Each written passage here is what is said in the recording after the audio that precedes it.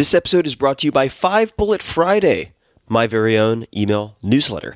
It's become one of the most popular email newsletters in the world with millions of subscribers, and it's super, super simple. It does not clog up your inbox. Every Friday, I send out 5 bullet points, super short, of the coolest things I've found that week, which sometimes includes apps, books, documentaries, supplements, gadgets, new self-experiments, hacks, tricks, and all sorts of weird stuff that I dig up from around the world.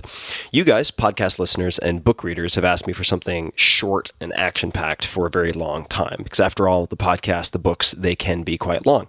And that's why I created 5 Bullet Friday. It's become one of my favorite things I do every week. It's free. It's always going to be free. And you can learn more at tim.blog/Friday. That's tim.blog/Friday. I get asked a lot how I meet guests for the podcast, some of the most amazing people I've ever interacted with. And little known fact, I've met probably 25% of them because they first subscribed to 5 Bullet Friday. So you'll be in good company. It's a lot of fun. 5 Bullet Friday is only available if you subscribe via email. I do not publish the content on the blog or anywhere else. Also, if I'm doing small in-person meetups, offering early access to startups, beta testing, special deals, or anything else that's very limited, I share it first with 5 Bullet Friday subscribers.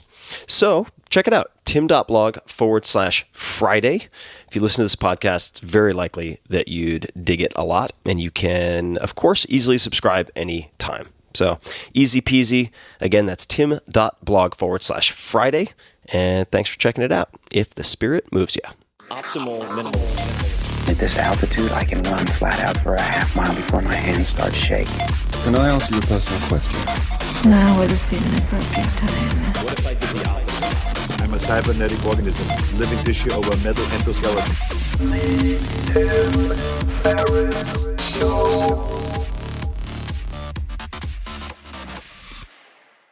Hello, boys and girls. This is Tim Ferriss. Welcome to another episode of The Tim Ferriss Show, where it is my job to deconstruct world-class performers to tease out the routines, habits, etc. that you can apply to your own life. You will get plenty of all of that in this special episode, which features an interview from my 2017 TV show, Fearless. The less is in parentheses because the objective is to teach you to fear less, not to be fearless. Fearless features in-depth, long-form conversations with top performers focusing on how they've overcome fears and made hard decisions, embracing discomfort and thinking big along the way. It was produced by Wild West Productions, and I worked with them to make both the video and audio available to you for free, my dear listeners, so thank you, Wild West. You can find the video of this episode, which is gorgeous. I think they did an incredible job, on youtube.com/Tim Ferriss. Remember, 2 R's, 2 S's. youtube.com/Tim Ferriss, and eventually you'll be able to see all of the episodes for free at youtube.com/Tim Ferriss. So you can swing over there and see what is currently up. Before we get started, just a little bit more on Wild West. Spearheaded by actor, producer, and past podcast guest Vince Vaughn, Wild West has produced a string of hit movies, including The Internship, Couples Retreat, 4 Christmases, and The Breakup. In 2020, Wild West produced the comedy The Opening Act, starring Jimmy O. Yang and Cedric the Entertainer. In addition to Fearless, their television credits include Undeniable with Joe Buck, ESPN's 30 for 30 episode about the '85 Bears, and the Netflix animated show F is for Family. Wild West has also produced the documentaries Give Us This Day, Game Changers, subtitle Dreams of BlizzCon, and Wild West Comedy Show. And now, without further ado, please enjoy this wide-ranging conversation from Fearless. I'm Tim Ferriss, author, entrepreneur, angel investor, and now TV host. I've spent my entire adult life asking questions, then scouring the globe to find the answers. On this show, I'll share the secrets of pioneers who have faced their own fears. We'll dig into the hard times, big mistakes, tough decisions, and how they got through it all. The goal isn't to be fearless. The goal is to learn to fear less. Welcome to Fearless. I'm your host, Tim Ferriss. And on this stage, we'll be deconstructing world-class performers of all different types to uncover the specific tactics and strategies they've used to overcome doubt, tackle their hardest decisions, and ultimately succeed on their own terms. By show of hands, how many of you guys own a few pairs of shoes? That is everybody in the room. How many of you own around 10 pairs of shoes? All right, more than half. How many of you do not own a single pair of shoes? All right, that's a big fat zero. My guest tonight has built a company that's given away more than 60 million pairs of shoes to those who need them most. During a trip to South America, he recognized a unique opportunity to blend business and philanthropy. Since its founding, TOMS has given away millions of shoes, helped restore eyesight, and provided safe drinking water to those in need across the globe. So ladies and gentlemen, please welcome to the stage the founder of TOMS, Blake Mycoskie.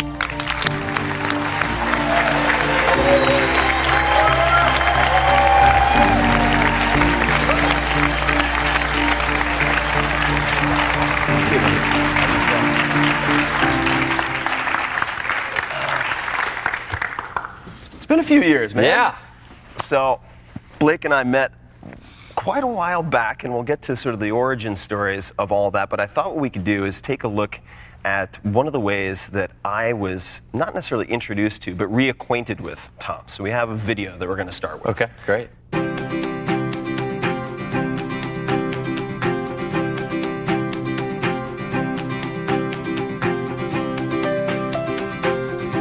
It's incredible to think that 5 years ago, what has now become a global event started with a simple idea on a college campus. I'm going without shoes so I can know what millions of children go through every day.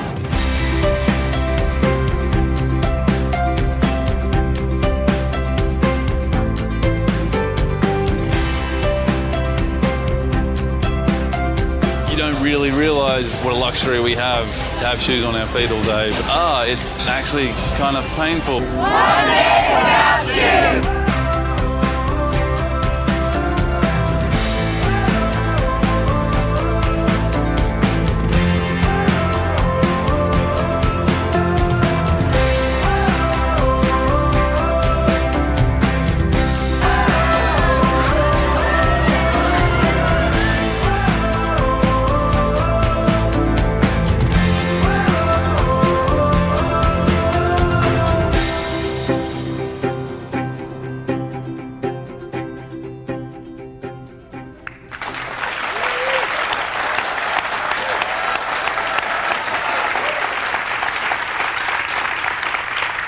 So why would I start with this video? Well, there are a few reasons. The first is that clearly, I think it puts in perspective as one event the good that Blake and his company and all the people involved have done. Number two, this is a master of positioning and PR and events and a lot in between. And we're going to come back to that and take a look at how it all came to be. But the apple doesn't seem to fall too far from the tree. Butterbusters. Yeah. Let's talk about Butterbusters. This is going somewhere, bear with me.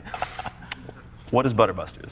So Butterbusters is a cookbook that my mom wrote on a word processor in like 1993, literally in our kitchen, that went on to sell millions and millions of copies. And it was this crazy experience for me, being 15 years old, seeing my mom, who was married to my dad. He was the doctor. He was the breadwinner. All this. And the next thing you know, she's getting royalty checks for millions of dollars in the mail because she wrote a book, mainly because she wanted to help people lose weight and keep their cholesterol down. And because she had high cholesterol. She had high cholesterol, and so she basically, the story was she went to the doctor and came home and had high cholesterol. And the doctor suggested her cutting some of the fat out of her diet. And so she started doing that, and she started losing weight as well.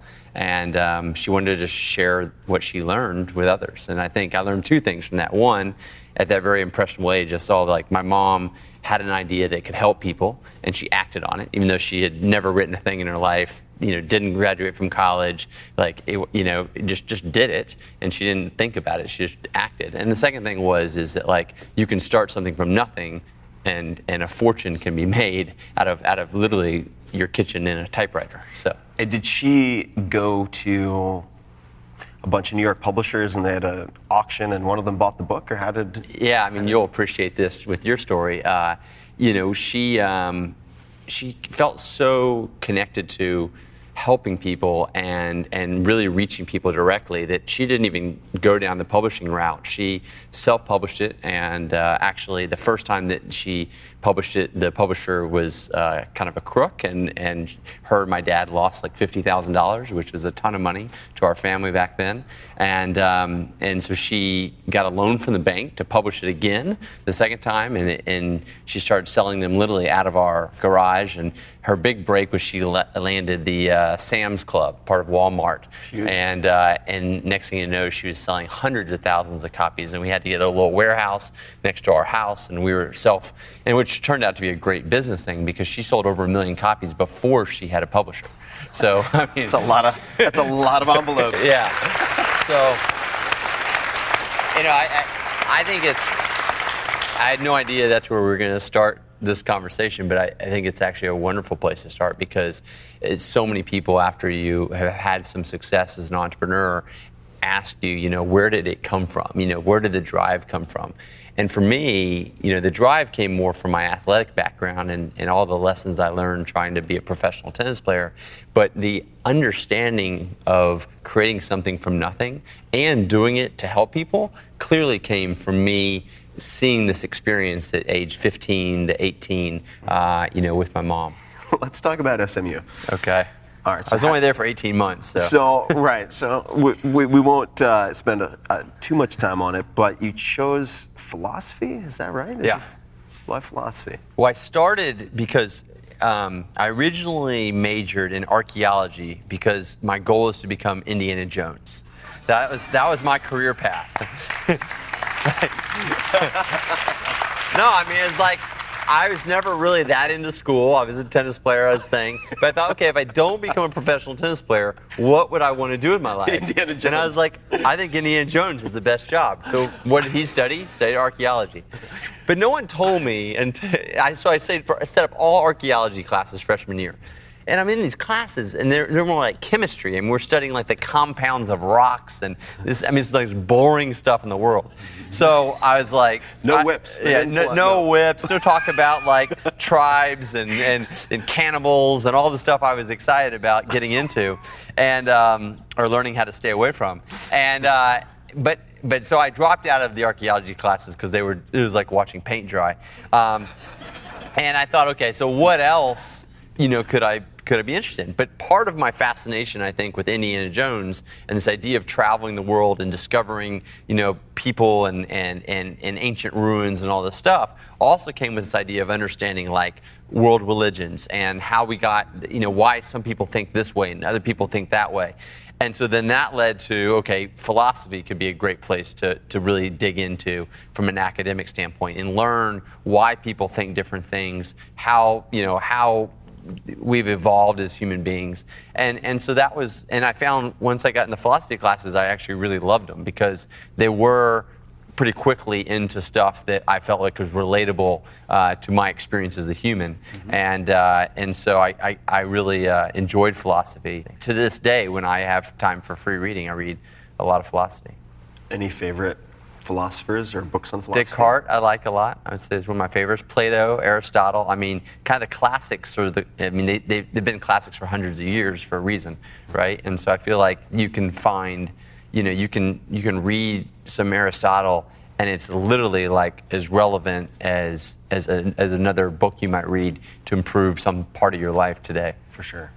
Yeah, I've been infatuated with and obsessed with the Stoic philosophers. And that was 2,000 plus years ago in some cases with Marcus Aurelius. Marcus Aurelius. I mean, Meditations, that book is like, if you really allow yourself to slowly read and allow those words and allow those phrases to be like imprinted in your mind, that book has more, you could read only that book and have all the wisdom you need probably to live a virtuous, a successful, adventurous life. That's one of my favorite books of all time. So Meditations, just to put it in perspective for folks, so Meditations was written by Marcus Aurelius, at the time the emperor of Rome. So he's the most powerful man in the world. And they are effectively entries in a war journal. So they were never intended to be published. So it's his notes to himself, which makes it very interesting. And actually, on that point, do you have a journaling habit? I do. When did you start that? When I was about 15. And why did you start doing that? Kind of goes back to tennis. I wanted to chart my progress. Like that's how focused I was. I wanted to understand if I was really getting better. And I had read when I was young about other successful athletes that part of what they did was they journaled and they wrote positive affirmations, kind of pre-game, but by journaling it was more imprinted in their mind. And I started, and it's fun to go back and read some of those journals when I was 15, like how serious I was as a 15-year-old. It's also a little scary. But yeah, I started then, and then very quickly it became a form of kind of therapy for me, as an early entrepreneur when, things were really tough and you didn't know if you're gonna make payroll and you didn't want to tell anyone because you always had to show this air of confidence and everything's gonna be great. So then at night I could be scribbling about how concerned I was and kind of confessing a lot of things that were bothering me or I was worried about. And journaling has been probably the most constant habit in my life. I mean, I do it every single morning, sometimes twice a day. But it's interesting, one of the things I always say to people about journaling is, I think it's one of the most powerful habits you can create, because a lot of the journaling too is goal setting and really, having the goals and then writing about how you're trying to achieve them and then going back and seeing which ones you're achieving and which ones you're not and kind of understanding that. But the other thing is you can learn so much about the things that end up working and not working. You can kind of go back and see, what led to the success or the failure of that idea through kind of the journal path. And you can also see that things that you thought were so important end up not being at all, especially with girlfriends and things like that in the early days. I mean, so it's really interesting. I think you can learn a lot from journaling, and it's something that I tell people all the time. Like, if there's one thing that can kind of help get your life on a more positive path, journaling is it. So this is going to be a bit of a left turn from journaling. Easy Laundry. Yes. Tell me all about it. So Easy Laundry. Well, Easy Laundry, I guess, was my first real business. I'm playing tennis, like chasing my dreams at SMU. I partially tear my Achilles tendon. So that injury is 6 to 8 months, leg cast, and already I was the last guy on the team. So 8 months of no playing and new freshmen that are more talented coming in, I started to realize maybe my life path is not to be a professional tennis player. It wasn't until a couple weeks later when my roommate and I were discussing my huge pile of laundry that was growing in our room, because I couldn't do it because I was on crutches. And so the laundry facility is down in the basement and I'm on crutches. And so it was kind of piling up, and this is back in, hard to believe, when we looked in the yellow pages for stuff, right? Oh, I remember. I mean, you remember that. I remember. Some people listening or here today might not remember the yellow pages. The internet of yesteryear, yeah. Yeah, so I looked in the yellow pages for someone to pick up my laundry. And there was slowest Google ever, by the way. Yeah. And so it's, there's nothing that does that. And my laundry's piling up, so it's a real problem. And I think this is where a lot of entrepreneurial ideas are born, out of necessity, out of something, a service that you want that's not offered, right? And so I went to school at SMU, as a private school in Dallas, and there were a lot of kids who had plenty of disposable income and didn't like doing their laundry too. So I thought, what if we had this pickup and delivery laundry service? And we called it Easy Laundry. And the idea is that we would basically pick up the laundry, take it to a facility, get a bulk rate with them, and then deliver it back the next day or 2 days later. Was it true that you guys would do fake deliveries to dorms to try to create the illusion of having a successful business to drum up demand? This is true. Okay, so can you describe how that worked? So no one wanted to kind of be first and be like, oh, I'm too lazy to do my own laundry, I'm going to have someone else do it, or I'm going to, I don't know, for whatever reason, the psychological kind of herd mentality in college is very strong.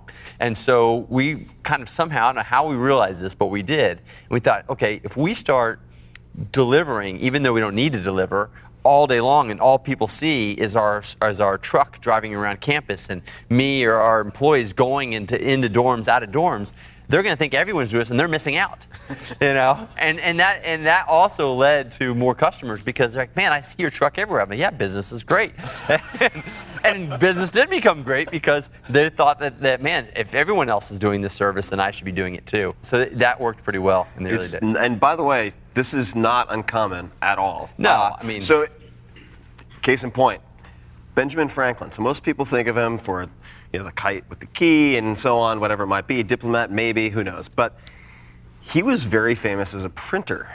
And in the beginning days, to try to drum up business, he would go up and down the street with a wheelbarrow full of all sorts of different printing equipment back and forth to show how busy he was. Yeah. To try to get people to come in and to drum up business.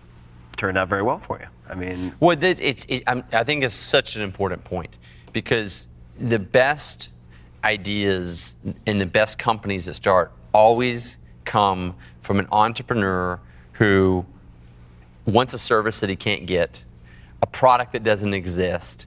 It's a frustration. And the solution is not a business. Actually, it's like a crusade to get rid of that frustration, and it really is. And so I always caution people, say, you can study entrepreneurship and you can read books about great entrepreneurs, but if you think you're going to build a great company, it's got to start with a dissatisfaction, a problem, an itch you want to scratch first, and then you build the business. But don't think about, okay, I want to build a business, what am I going to build? So what happened? 18 months, your tenure was up. Yeah, well, what happened was all of a sudden we had so much demand for this laundry service we started, and we had customers, and not just at SMU, but we started to expand to University of Texas, TCU, University of Oklahoma, and it was clear that there was all this demand. And I was like trying to do my homework at night, running the business during the day. I think we had 30 employees at that point. I mean, it was just too much. But yeah, I dropped out, and there were so many days after I did that I was like, oh my God, I want to go back to college so bad, so easy, because like all my friends are like, going to a few classes and drinking beer and goofing off, and I'm like dealing with these 15 people's lost genes every week, and so it wasn't glamorous by any means. It's only glamorous in hindsight when you're like, yeah, it's a college dropout, Bill Gates is a dropout, Michael Dell's. I mean, it's kind of a nice badge to have now, but it definitely wasn't then. I have to ask, because I honestly don't know the answer. How did reality TV come into all this? In 2001, my sister and I were on the TV show The Amazing Race. I was 25 at the time, and this was at like the beginning of the reality TV craze that we're still, frankly, in. I mean, it's hard to believe all these years later. And really, this 15 minutes of fame. I mean, this is a real thing. So all of a sudden, like, we're being invited to be on, all these talk shows, late night shows, Jay Leno, invited to, Will Smith's birthday party. I mean, just this weird stuff, right? Because everyone was watching the show, and we were like, really one of the interesting characters on the show. And what I found was, as I was thinking about, this thing, was that like, after the 15 minutes and they moved on to the next season, there was still value and the entertainment value and the public's interest in these people. The networks had to move to the next one because it was time to, promote the next show. Right. So my idea is why not have a cable television network that would be 100% focused on reality? And now I knew we couldn't get the big ticket shows, but I knew we could get the stars after, because there's nothing worse than losing your 15 minutes of fame. You'll do anything to keep it going, right? So I could get these people to come on shows for nothing, just for their own, be excited, people to be interested in them still. Yeah. And then possibly you could even create shows that are like, based off the characters. And then what I knew we could do is we could buy clips of the shows. The part that I didn't know anything about, and which is the reason this business became a huge disaster, was there's only 5 or 6 companies in the country that controlled the distribution of the content. And so when we went to, Comcast and Time Warner and DirecTV and all the different ones, and they're like, well, we have 500 channels right now. Is your channel, even if people love your channel, it's not going to change our business, but we're going to have to pay you for this content. So we're not that interested. And it was amazing to me. It was such a great business lesson that we had a product that the end customer wanted. And we could make amazing content that they actually really probably cared more about than the other 420 channels. Yeah. But because the person who was controlling what they saw didn't have a business reason to do it, we could never make it work. Yeah. And so after a couple hard years and running through millions of dollars, and a lot of it is my own money, we had to go out of business. But I wasn't done. Even though I had shut it down and paid back investors and fired 40-something people, which was horrible, I wanted to continue to go. And so I kind of went into the first and only time in my life where I've had actually some real depression and got on like antidepressants and like things that I never thought in my life I would experience. It wasn't because of so much that we had failed and that we had lost money and that we had to fire people and all that. It was because like I still wanted to do this, but I couldn't. Like it was not. I couldn't like solve a new way to do it.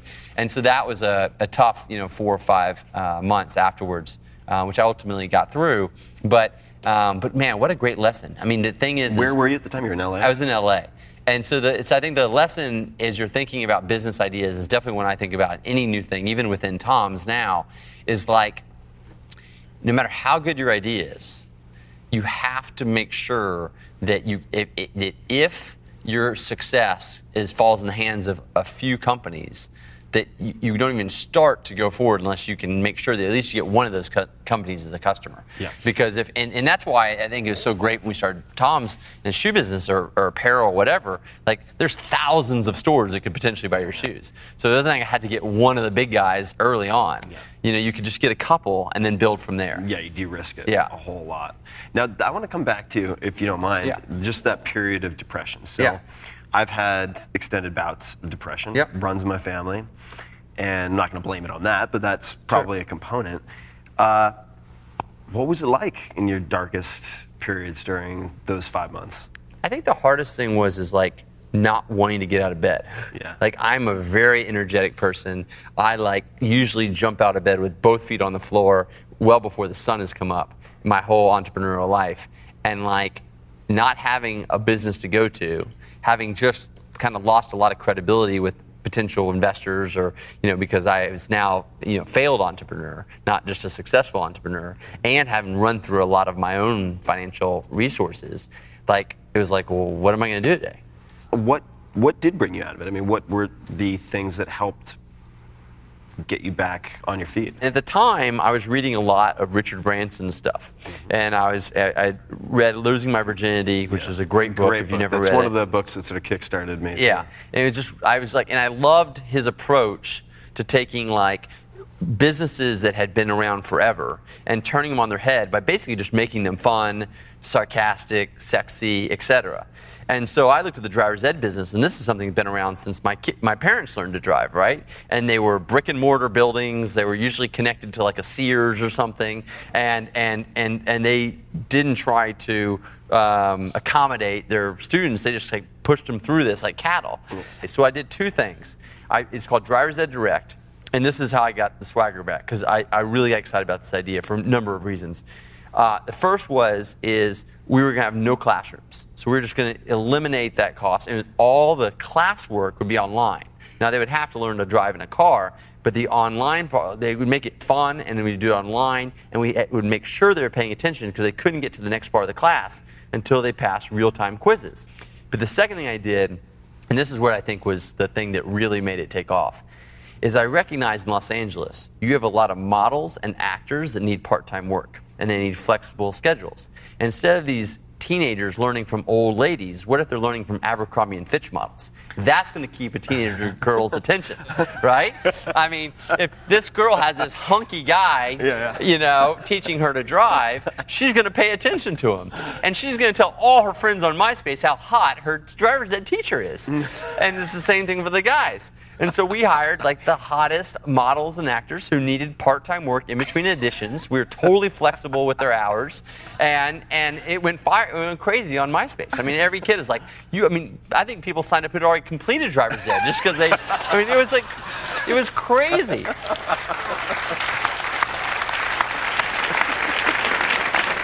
So we talked about Driver's Ed Direct. Yeah. Then in 2006, you went to one of my favorite places. Place you know well. Argentina. Yeah. Why did you go to Argentina? I would take the month of January off every year, no matter what. No matter what was going on business-wise, I would take a month. I would go somewhere that was totally different, have a totally new cultural experience, get away from work, and then come back and then just immerse myself for 11 more months and have that month to look forward to. And so I decided that for my month this year, in 2006, I would go to Argentina. One thing that I had already noticed and already had a big impression on me, and this started when we were on The Amazing Race, but even more so in Argentina, was just how much poverty there was only an hour outside the city. And I mean, there were, kids on the street not wearing shoes. Oh, it's a shantytown. Yeah, Shantytown. It's like Slumdog Millionaire. Exactly. I mean, it's exactly what it looks like. People living in homes built of aluminum siding, no electricity, no water. I mean, it was I couldn't believe it. And it was on the third week that I was there that I was in this cafe, this wine cafe, and I heard some women speaking in English. And they had been doing volunteer work. They were working with this nonprofit in Argentina, and one of the things that they were doing was a shoe drive. And they explained to me that it was getting about time for school again, the next semester, and there were many kids that were not able to go to school because they couldn't afford the uniform or the shoes, and shoes was part of the uniform. They had to wear a closed-toe shoe. And so I agreed to go on this trip, and they picked me up a couple days later, and we got in a van, and we had a big U-Haul full of shoes, and we went to this town. And at first, not having ever done anything like this, I was a little bit just kind of standing back and watching. And these girls, they were just right on their hands and knees and putting shoes on kids and giving them hugs. And it was just like this joyful thing. So I very quickly just jumped in and started to try to figure it out. And I remember that night I came home. I was staying at the polo camp still. And my polo teacher, Alejo, he asked me where I was that day because I wasn't playing polo. And I said, well, actually, I did this. And he's like, did that on your vacation? And he says to me, Blake, it's awesome that you guys gave them shoes, but you're leaving like in 5 more days, and these women are going back to their countries. Like, who's going to give them their next pair? And I was never prepared for this question. And when he asked this question, because he's like, kids' feet are going to grow fast, or it's the only pair they wear out of them. And if they need them for school, you've now given them this pair, but who's going to give them the next pair? And at that point, I actually questioned whether we had done anything good at all. Like, maybe what we did that day was just made ourselves feel great, because we got this great, kind of feeling, and oh my gosh, we did something nice for someone and they loved on us, and we left feeling so full. But if we just set up a future disappointment, like, we'd actually cause more harm than good if there wasn't a way to sustain these kids in shoes. And so talk about like some difficult moments in life. I remember going to bed that night, like having kind of that joy and that excitement almost ripped out of me, and thinking, gosh, this is there's I don't know what the answer is, but there's got to be something, a way to make sure these kids get their next pair of shoes. And so the next morning, woke up, got the journal out, had my cup of coffee, sitting on the farm where the polo camp was, and I was just writing, in my journal, and I was saying, maybe I could go and ask all my friends to donate, $50 a year, and that would buy 4 pairs of shoes. And that way, every 3 months they get a new pair. Or we all have too many shoes in our closet, right? I mean, I'm sure we could all get rid of half of our shoes, and it would not have any effect on our life whatsoever. Maybe I could get those. And I started thinking, but adult sizes are different than kid sizes, and all these things. And I just quickly got to the part of like, I don't think charity is the answer. Like, I don't think asking for donations or handouts is really going to sustain this. Now, this might work for a year or two, but then it's going to be even a bigger problem if I don't get the donations or don't get the handouts. And then that's when my not mom... only that, but you have to spend all your time fundraising and not focusing on building out the organization and so on. Well, yes, but at this point, I'm not even thinking about an organization. Yeah. I'm thinking about 250 kids. Yeah, right. I mean, I'm only emotionally connected to 250 kids, not in a world thinking about anyone else, or the fact that there's kids in Cambodia that don't have shoes, or kids that have frostbite in Mongolia, or kids that have podoconiosis in Ethiopia. I mean, I know nothing about any of this at that point. But I do care about these 250 kids. I spent all day with them. I connected with them. I saw the joy that they got. And so in my journal that morning, I just turned in a pretty natural flow to business. Like my life for 10 years. I mean, I'm now 29 years old, so I've been an entrepreneur for 10 years, and I had used business to solve problems. Like, that's the way I looked at entrepreneurship. Something I don't like, as we were talking about earlier, or something that I don't think is fair or right in the world, let's see if we can change it with business. And so I was just writing in my journal. I said, what if we started an actual business that had a very simple model? You sold shoes to people who wanted them, and you gave shoes to people who needed them. And we'd call it one for one. And that was just, it was like, just literally this much of one of hundreds of journals. But as I'm finishing that thought, the great Alejo, and he's one of the greatest human beings you'll ever meet, most enthusiastic people I've ever met, comes up and he says, it's time for breakfast before the polo match. You're running late. Let's go. And I said, no, Alejo, I think I have an answer to your question. I said, instead of a charity, what if there was a business that sold these shoes that you guys all wear here in Argentina and that we don't have in the United States? Alpargatas. Yeah, the alpargatas. I mean, you remember when you were there, and every time we sell a pair, we give a pair. And over a month, we got it was 250 pairs were the initial prototypes, because there were 250 kids in this village that we wanted to come give another pair to after we sold them. And we stuffed them in 3 duffel bags we bought at the local, kind of equivalent of Foot Locker, and put them in, checked them and got through customs somehow without getting them confiscated, or, and literally got them back to LA to my apartment in Venice. How did you get your first retailer? Your first key retailer, if that makes sense. So I was going just cold calling these stores. And when I found out really quickly, if you emailed or called a store and said you wanted to sell them shoes that they didn't know anything about the brand, you never got a response. You had to go there in person. So I was going in person, but very often I was going in person on the weekends, because during the week I'm running the driver's ed company still. And so there aren't usually shoe buyers working on the weekends. It's just staff. But luckily I got on American Rag on a Saturday, Courtney was working that day. And so she's like, yeah, I'll look at it, whatever. And she was a pretty curious, kind of cool, interesting person. And I showed her the shoes. And even before I got to the story, she kind of thought, this is kind of cool. Like, they're a very progressive fashion retailer. Like, they like the new thing. And she's like, I'll buy. She's like, how much inventory do you have? And I was like, well, I got like 210 pairs left. I'd sold like 40 to friends and family, a couple online. I had a little rinky-dinky website that like my parents would be ordering from Texas and stuff. And so, but she's like, I need a way to tell the story. And so I showed her a picture and we put it, and she put it like by the display, and on a piece of cardboard we wrote what we thought was our kind of mission. And that was, with every pair you purchase, we will give a pair to a child in need, one for one. And we put that there, and she bought, I think, 85 pairs, which was like a third of my inventory, which I was super excited about.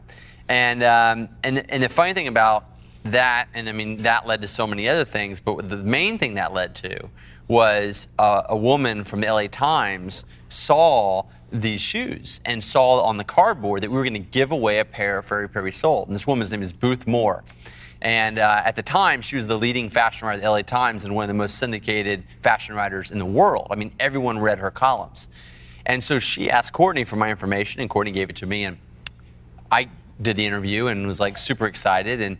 But I didn't really have an idea of like what this would potentially do to what we were calling this as a project. We didn't even call it a business. It was the TOMS project, because I had a business, was the driver's ed business. This was the project. And so I didn't know what was going to happen with the project when this article came out. But 2 weeks after the interview, on the cover of the LA Times, there were 2 headlines. This is the calendar section. It was Da Vinci Code opens with $300 million in box office sales, which, people in LA care about these things. And then the second thing is TOMS shoes. Listen to this. We sold 2,200 pairs on our website before noon that day. Now, I only had 130 pairs in my apartment. So, like, this is the first of many supply chain problems. This is the good news, bad news. Yeah, this is the good news, bad news. So, I mean, it was crazy. Had this little article, wasn't even a big article, had this response of people in Los Angeles to go on this little tiny website and somehow trust it and buy shoes. And the website said you would get your shoes in 4 to 5 days, because we're just shipping them out of my apartment one at a time. So now I have an order for $2,200. We've already charged these people's credit card, by the way, because it just automatically goes through. I have no idea if Alejo and Juan can make these shoes. I mean, I don't even think they think they're ever going to see me again. And so I literally land at the airport. I've got a little duffel bag, like toiletries, maybe 2 things of clothes, and the LA Times. And I take a taxi directly to Juan's house. They're both there, drinking their mate like everyone does in Argentina. Just totally chilled out. Like they had no problems in the world. And I come in like, bat out of hell. And I'm like, muchos zapatos rapido. That's all the Spanish I knew. And that's all the Spanish I needed. And I showed them that article and they just couldn't believe it. And so Juan calls his friend and their friend. And next thing you know, there's like all these different Argentines making these shoes as fast as they can in their garages, which ultimately became a barn, which became our first factory down there. 2 weeks later, and let me just preface this because it's important to understand, get a picture of what our apartment's like at the time. So we had this apartment in Venice. And have 3 interns. So 2 weeks after that article comes out, I'm walking by, it was in the kitchen, I'm walking by the kitchen area and the phone rings. So I pick it up and I say, hello, this is Blake, TOMS Shoes. And there's this guy on the air line. And you can tell he's a little bit agitated from the first minute. And he says, yes, I need to order 100 pairs of women's TOMS. I need red, I need blue, I need natural, and I need them to go out tomorrow. Now, I'm like, whoa, we've had people maybe order 2 or 3 pairs, but 100 pairs, one person, this doesn't make sense, because all we're doing is selling online at this point. And I said, well, gosh, first off, this is amazing, 100 pairs, who is this? Where are you calling from? And he says, oh, yes, I'm the assistant women's shoe buyer at Nordstrom in Seattle at the corporate office. Now, I don't know a lot about shoes, but I know that Nordstrom is like the holy grail of shoes at this point. People have been talking to me about Nordstrom. And I know that, they don't call you at your apartment. It takes, you beg to get a meeting with these guys, right? So I'm a little bit like, is this really, or is this a prank? But I can tell this guy's, really focused on this order. And so as I'm thinking about this, I realize, we have no shoes, right? We sold out. So I said to the guy, I'm like, okay, this is awesome, 100 pairs. We could do that. It's probably going to be about 2 or 3 weeks. And he's like, no, I need them tomorrow. My boss wants them yesterday. I need them tomorrow. And I'm like, well, we're sold out. And he goes, no, you can't be sold out. Just bump someone else's order. This is Nordstrom calling. No one tells us we're sold out. So I'm like, okay, sir, but I don't think you really understand the situation. I can't bump someone else's order. I literally don't have any shoes to send you. And at this point, the guy gets pissed off. And he goes, this is what he says to me. He goes, and my phone's about to start beeping. And he goes, listen, buddy, if you can't help me, put me in touch with the sales department.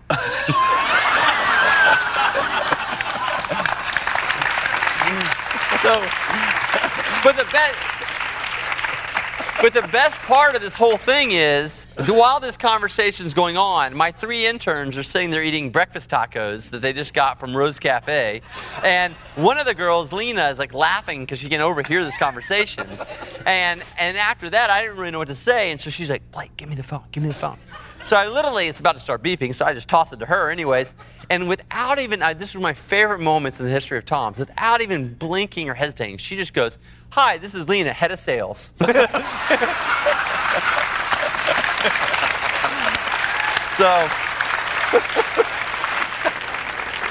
we're going to pull up a photo of early days, some TOMS, I think, in one of your original apartments. I have a funny story about these bags, too. Let's hear about the bags.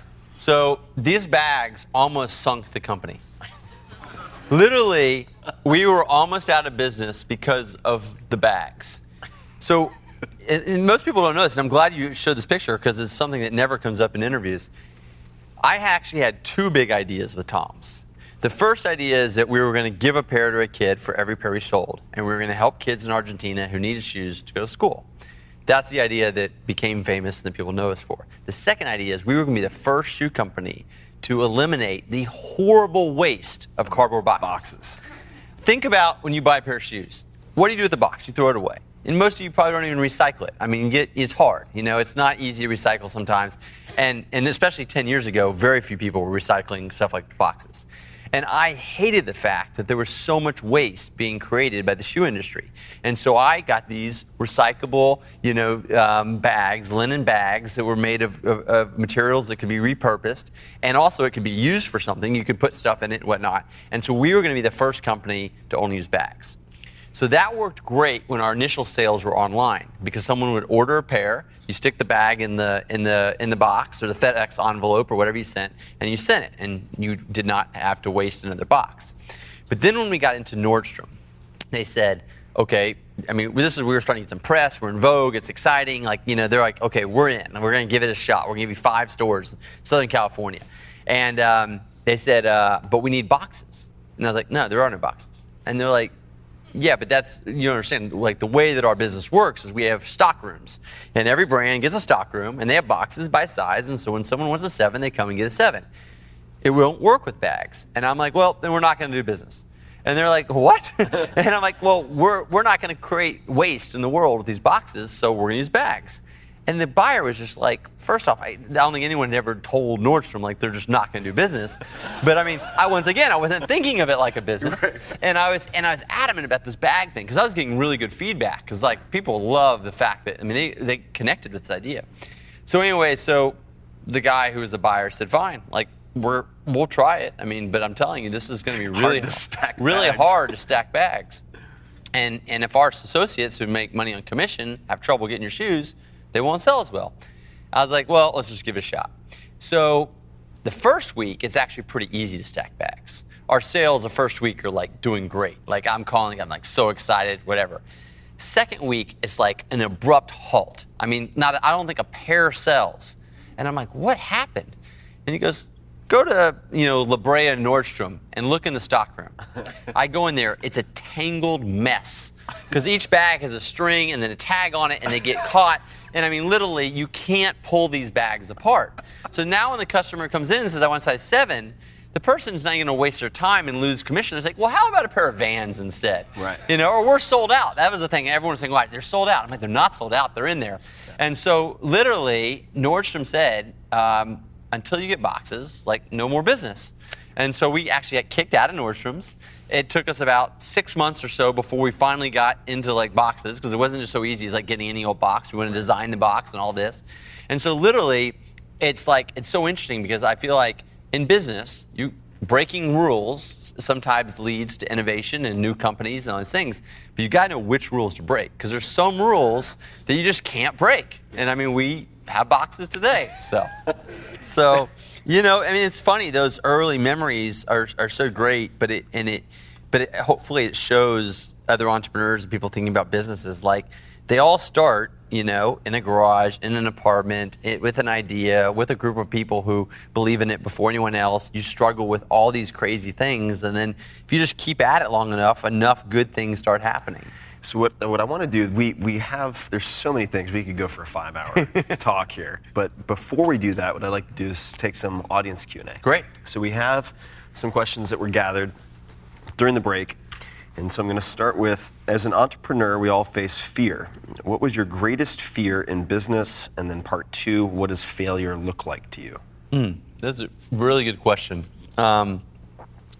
So I had different fears at different businesses, but I want to stick to TOMS because I think it was probably the most motivating fear. I think sometimes fear can paralyze you in business or in life or in relationships, and sometimes it can be the greatest motivator and the greatest catalyst for success. So I go to Argentina after that first giving trip. We've given 10,000 shoes. We originally were trying to do 250 kids. So 10,000 is amazing, right? But also what I created now is 10,000 kids who need another pair of shoes. So the very problem that I was trying to alleviate through the business idea actually was exasperated with that initial success. Because I was not thinking about 10,000 kids when I had 250 shoes made. I was thinking something that seemed very manageable, and that is these 250 kids getting them shoes. But now once we sold and gave away 10,000, I left that trip not as excited as I should have been. I left thinking, oh my gosh, I can't let these communities down. Like, they think we're coming back in 4 months. and giving another 10,000 pairs of shoes away. So I've got to make sure that I can sell these shoes. And frankly, I didn't know how I was going to do it. I mean, we had some luck with this media and we got some momentum, but I mean, there was no guarantee that anyone was placing more orders for 10,000 shoes. And so I remember, I was barely sleeping. I was definitely not healthy in terms of the hours I was working. And it wasn't because I was loving it or it was fun or I was having the high from the joy of the kids. I was literally afraid of having to go back there and be like, we don't have any more shoes, or we only sold 2,000 pairs, so only 20% of you get shoes. So fear really was a motivator, and it has been at many different chapters in TOMS, not because I was afraid of failing as a business. I'd already done that before with my reality channel, but failing other humans is a much heavier burden to wear, especially when they have so little and they're expecting so much. So that's really how fear has been a great motivator for me. What are 2 to 3 books you can't live without? The 4-Hour Work Week. I mean, I did give him a 20 earlier.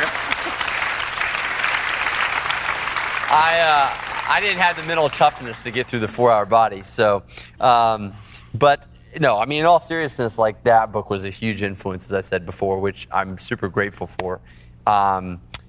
You know, I'd say the books that have had the biggest impact on me in the last few years, one of them is it's called The Art of Power. It's by a Vietnamese Buddhist monk named Thich Nhat Hanh. Oh, yeah. And the great thing about it is it talks about when he's talking about the art of power, it's definitely not the way we think of power in the West, but really the power of mindfulness and really of being able to be present in the moment in everything that you're doing. And I found that book, which I've read multiple times now, has had a huge influence on just how I try to approach my day, my business, parenting, my marriage, everything. So I highly recommend that book if you haven't read it. Meditations, we talked about earlier, Marcus Aurelius is another really great one. I think depending on where you are in your journey, I think both of Howard Schultz's books are amazing for entrepreneurs. His first book was called Pour Your Heart Into It. It's the early story of Starbucks and how it was created, and I think it really illustrates a lot of amazing things that entrepreneurs can learn from. And then his second book, which was a really important book for me to read at a point in which I actually left the business for a while and then came back to it, was called Onward. And that was about some of the struggles that Starbucks went through and how they kind of rebuilt the culture in the company in the last 10 years. And so I'm really thankful that Howard was so vulnerable and open with that book, because I think it answered a lot of questions I was having at the time as well. So those are a couple of good ones that I would recommend. And note on, so Thich Nhat Hanh, the Vietnamese Buddhist monk, he was nominated for the Nobel Peace Prize by Dr. Martin Luther King Jr. Really fascinating guy. And his first book, which was kind of like meditations in the sense that it wasn't intended to be a book, called, I believe it's Pieces Every Step. Pieces Every Step, yeah. Is fantastic. And it was actually a guide intended to be given to new monks and visitors to his center in, I guess it was at the time, perhaps it was in Vietnam. It's in France. It's in France, right? Fantastic book. Oh, one more, just because we're in California, and it's someone I've also looked up and learned a lot from, and it just came out with I think maybe the 10 or 20th year anniversary version, is Yvon Chouinard, who started Patagonia, Let My People Go Surfing. Great book. It's a fantastic book. About company culture. It also shares some really tough times in the Patagonia ups and downs that I learned a lot from. And also I think it was interesting because when he wrote the book 10 years ago, it was kind of the beginning of internet sales, and it really shows how they did not risk their business by having too much of their sales in one place. They have a wholesale business, they have retail stores, they have online, they have catalog. And that's something that we've done with TOMS over the years, is to move away from just online to now wholesale, and now we're spending a lot of our energy building our own retail stores. So. This next one is, if you lost everything today, what would you be thankful for? Well, I mean, the truth is it's impossible for me to lose everything today, because everything that I have has very little to do with what I have materially.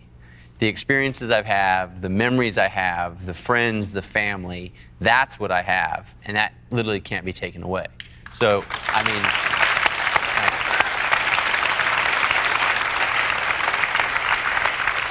And no one's really asked me that question, but I could respond that quickly because that's immediately what I think about when I think of the greatest memories and moments of my life. And that's why this has been so much fun, is I'm getting to go down memory lane.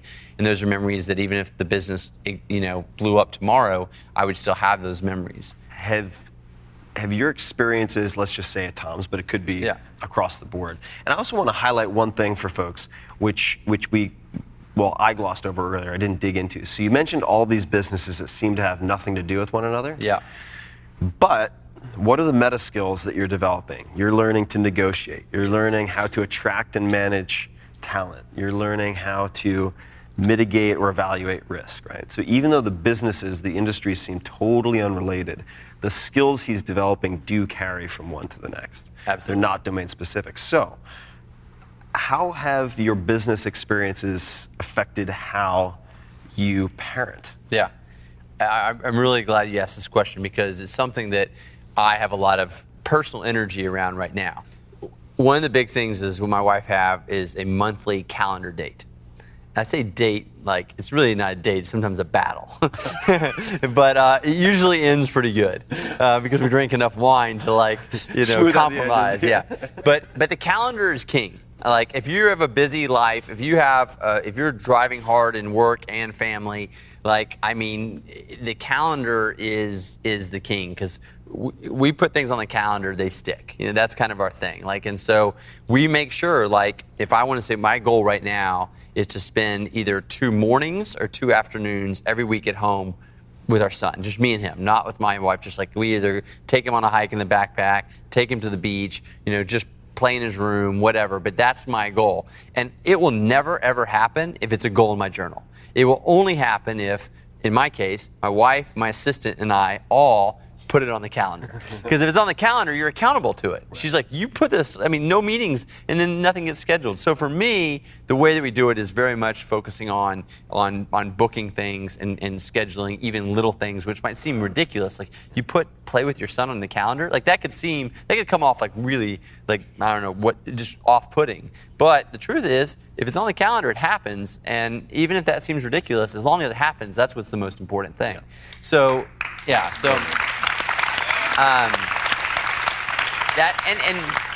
and that's also beyond just time with my son. One thing that I've always had is a lot of hobbies. I love to surf, I love to snowboard, I like to fly fish. I have lots of friends that like these hobbies. We climb together in the summer, and so it's the same thing. Just as I'm planning that business trip to Asia to do a press tour because we've opened a lot of stores there. If I'm going to give 2 weeks to that, I'm also going to make sure I'm giving 2 weeks to doing stuff with my buddies and making sure I stay connected to them. Because one thing you find as we get older, and especially unfortunately this happens more with men I think than women, is we really lose touch with our guy friends. We focus on our family, we focus on our jobs, and that's one of my dad has always said one of his biggest regrets as he's had this amazing life is that he focused so much time on his family and his jobs and my mom that he didn't, when he got older in his 40s and 50s, he looked around and he didn't have guys to really depend on. And so that's another thing that I've always, since learning from my dad, that have placed an importance on. It doesn't have to be a lot of time, but it has to be quality when you do it. And that usually comes from, once again, scheduling it on the calendar. Yeah, if it's not on the calendar, it's not real. Yeah. For sure. If you had a gigantic billboard or a side of a building, okay, and you could put any message on it, meaning getting it out to a lot of people, right? Yeah. What would you put up there? It's the easiest question you've asked because it's something that has literally been my mantra since I was 19 years old, and that is carpe diem, seize the day, because we have very little control whether we'll be on this planet tomorrow. I could die in a fatal car crash on the way home, and that's it. And so if I don't literally live every day as if it might be my last, then I am not doing a service to the life I've been given. And unfortunately, that became my mantra after one of my best friends died in a plane crash when I was 18. And I realized I could do nothing to get him back, but I could honor his life by living every day if it was going to be my last. And so every email you've ever received from me, there's never a yours or a thank you or a truly. I sign every email, every letter, carpe diem. And I have since I was 19. And some people, they don't know me, feel it oh, it's kind of a little cheesy, that's a little too optimistic, that's a little too much to think of like seizing every day. But I believe that is a mantra that has served me so well because I've committed my life to doing that. Like if I do that, then I'm giving the most I can to what I've been given. Ladies and gentlemen, Blake Mycoskie. Oh, thanks.